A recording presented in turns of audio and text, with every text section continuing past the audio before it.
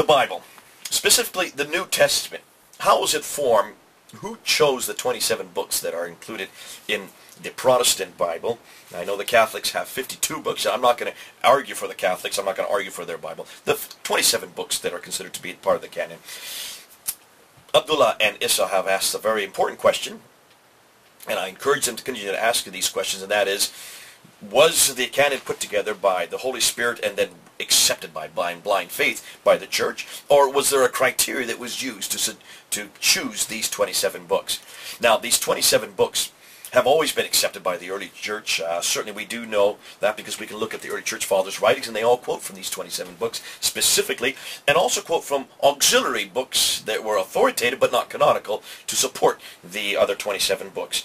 So that was never in question, but there was a need sooner or later to put down and actually make a list of what these books were, what these 27 books are. The reason was very important because we do know that these other books, these other writings were starting to be incorporated in the 2nd, 3rd, 4th, and up into the 5th century.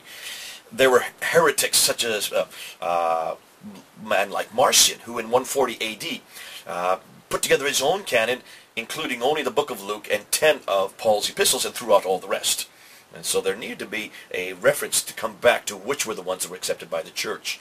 We also know that in 303, the Edict of Diocletian called for a destruction of all the sacred books at that time, in the 4th century.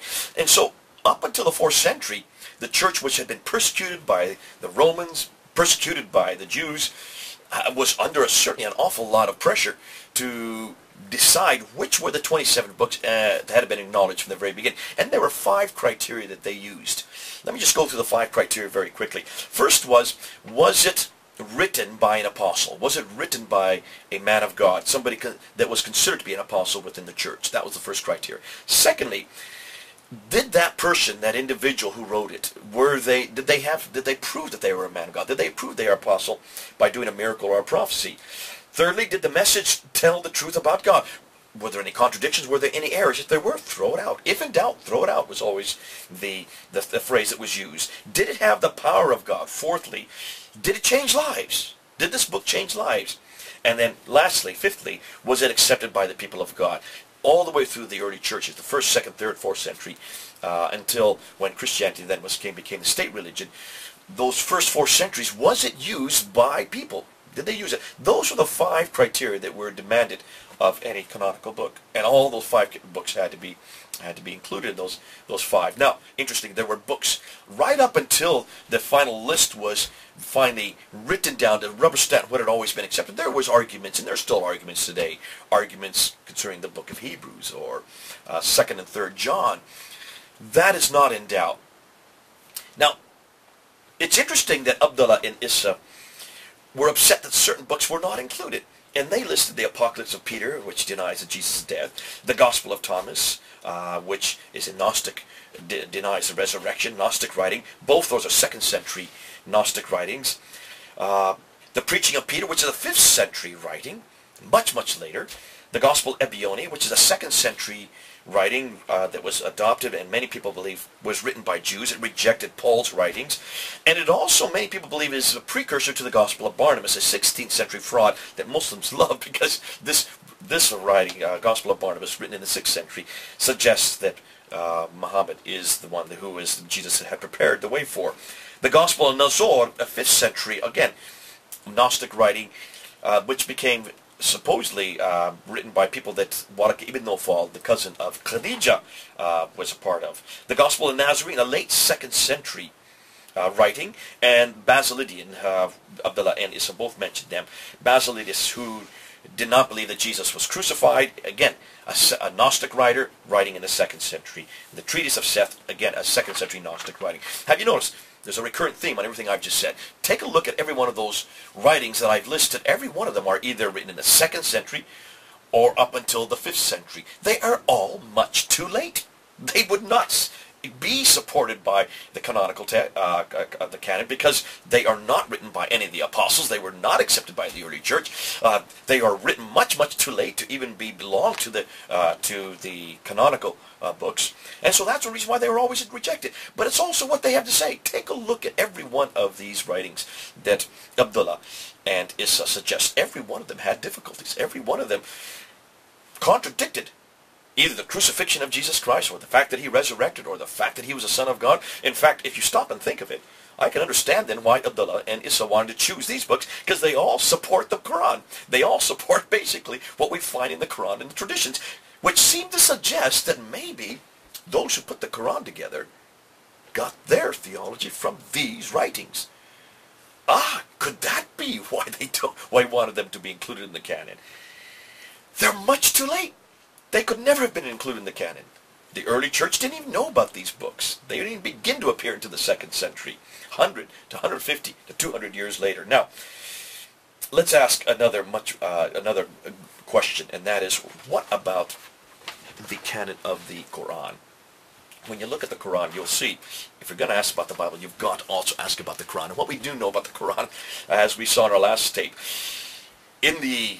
certainly by the 9th century, if you look at the traditions, if you look at those written by Bukhari and Sahih Muslim, Ibn Dawud, Tirmidhi, these different traditions, Arthur Jeffrey has done a study of them, you will find that there are references to 16 different codices. Did they agree?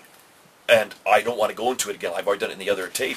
But what we do know, the 4 metropolitan codices, the Codex of Zayd ibn Thabit, which became popular in Medina, the Codex of Abdullah ibn Masud, which became popular in Kufa, that of Abu Musa, which became popular in Basra, and the Codex of Ubay ibn Ka'b, which became very popular in Damascus. Those 4 metropolitan codices, they had all kinds of disagreement. We know that the Kufan Codex has no Fatiha. That it doesn't have any surahs. 113 and 114 are missing. There are differences in Surah 3:19, Surah 39, and also Surah 9, the Bismillah, which has become, if you look at it, it takes on the form of a Shiite reading. We do know that the Abu Ubay ibn Ka'b has 116 surahs, 2 extra surahs from what we see in Zayd ibn Thabit's Codex. So you have lots of differences. In fact, Arthur Jeffries has found from just looking at the traditions that were about 15,000 differences between the 16 codices of the Quran. We know from Al-Bukhari is the 6th volume, hadith number 509 and 510, that these codices were all brought together there at the time of Uthman, and they had to be rewritten. Now, we talked about it in the last tape, and then they did a very curious thing in hadith number 510. Uthman had them all burned. But let's just look and see what we do know about how these Quranic texts were put together. I'm going to read some references here right out of the traditions to give you an example. According to Ibn Abi Dawud, in the 9th century, he says some of the Quranic verses were lost. Many of the passages of the Quran that were sent down were known by those who died in the day of Yamama, but they were not known by those who survived them, nor were they written down, nor had Abu Bakr, Umar, or Uthman by that time collected the Quran, nor were they found with even one person after them. Now, stop and think. I'm not making this up. I'm reading this straight out of Ibn Dawud. Look and see what As-Suyuti says. Let none of you say, I have acquired the whole of the Quran.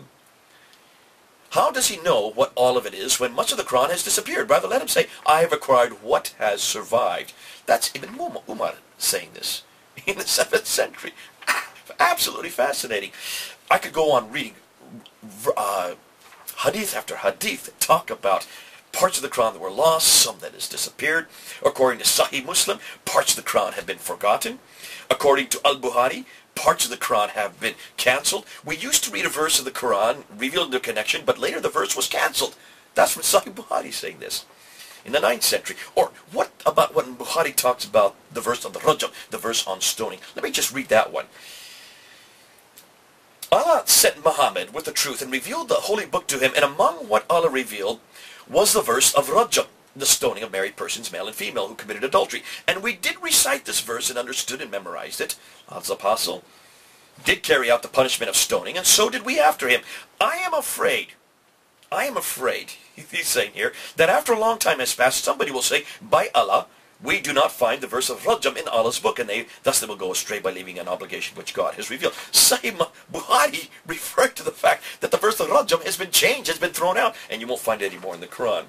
Ibn Dawud also mentions that some verses were overlooked, and then Imam Malik talks about that some verses have been changed.